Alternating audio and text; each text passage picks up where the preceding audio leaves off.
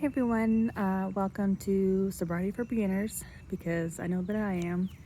I'm just a beginner in all this. I took a different way to take my kids to school today, and it was interesting because the way that I normally take under construction, it just takes a lot longer to go that way. So I was like, you know what? Instead of turning left, I'm just going to go straight and see if I can go a different way.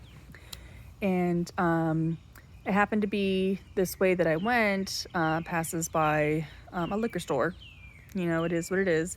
And it's funny because this liquor store has a drive-through that you can go through. Because apparently in my state, you're allowed to drive through a liquor store, walk up to, drive up to the window, tell them what you want, they give it to you, and then you just pull out and leave. Thank God. I'd never found this liquor store when I was drinking because I would have been their number one client, driving through the drive-through like McDonald's. Walk, drive through, pick up what I want, and leave.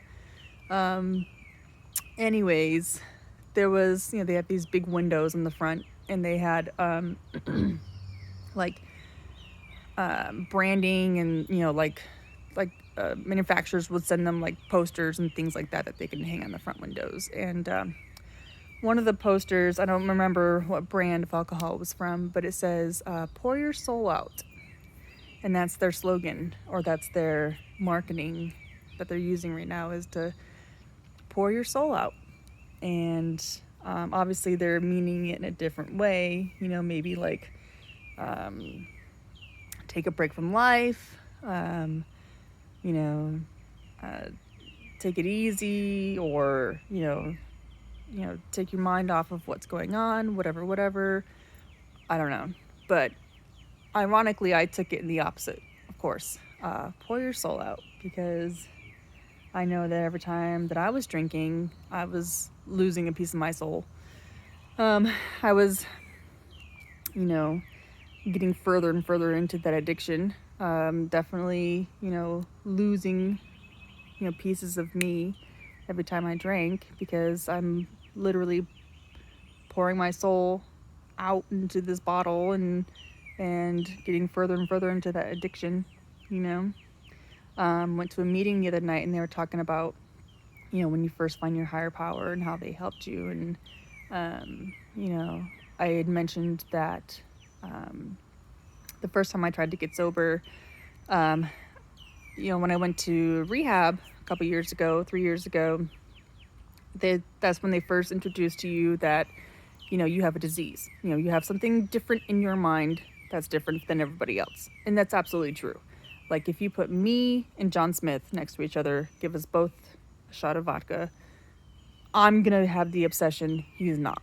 There's something different about me that makes me want to drink more, which is absolutely true. But the first time I went and tried to get sober, I used that as a crutch. I totally used that as like, it's my disease. It's not my fault. I didn't do this because I wanted to. It's because my disease made me do it. And I wasn't taking any accountability. I wasn't taking any of the blame, you know, of it, because I was blaming it on my disease, which, like I said, is completely true. I'm way different than other people, you know, but it's not my disease that made me do the things that I did. It is me that made me do the things that I did. So there was no accountability the first time I tried to get sober. Now, my second time going through, I know that I did this. I'm taking the accountability, the blame for it, because it was me, not my disease. I, caused the hurt. I caused the pain. I caused the mistrust. I caused a lot of the things. And you have to deal with that, and you have to accept it. And I'm willing to accept it, because I can't blame anybody else but me. So, that was the time that I would definitely say I had my aha moment. Like I finally clicked in my head, like, my higher power was like, hey, bright lights, bing, bing, bing, bing, bing, like, pay attention. And, it finally came through. It finally clicked. It finally came through. And that's what my higher power did for me. He showed me everything that he needed to, and he showed me all the signs, and I couldn't have done it without him, honestly.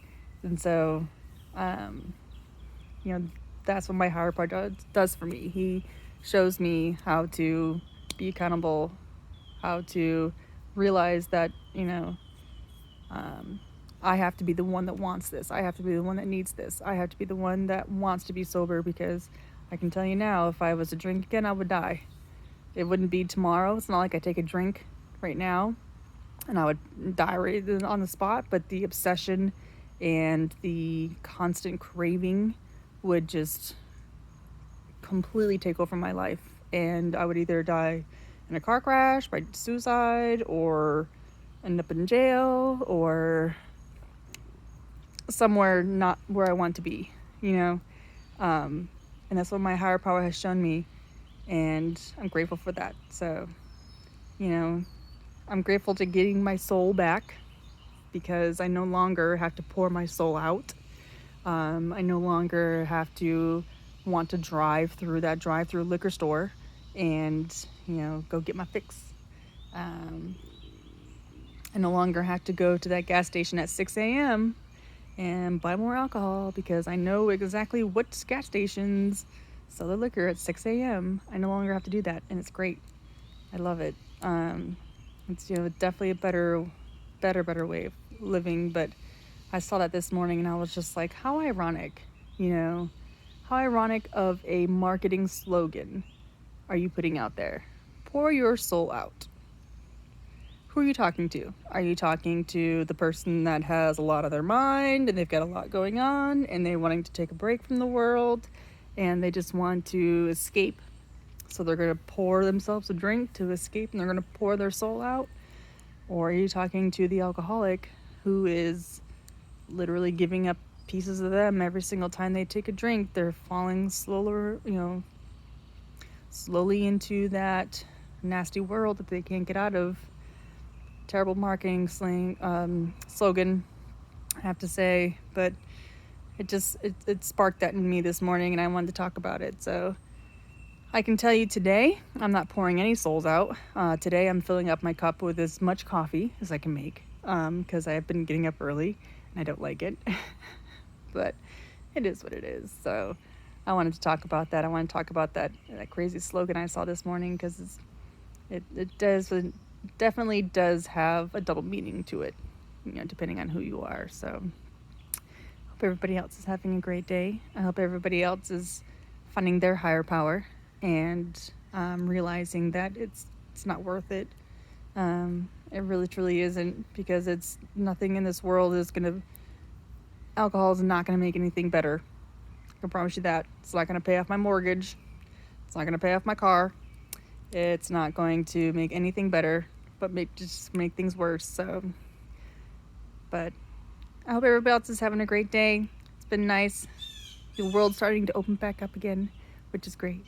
So, I will talk to you in the next one.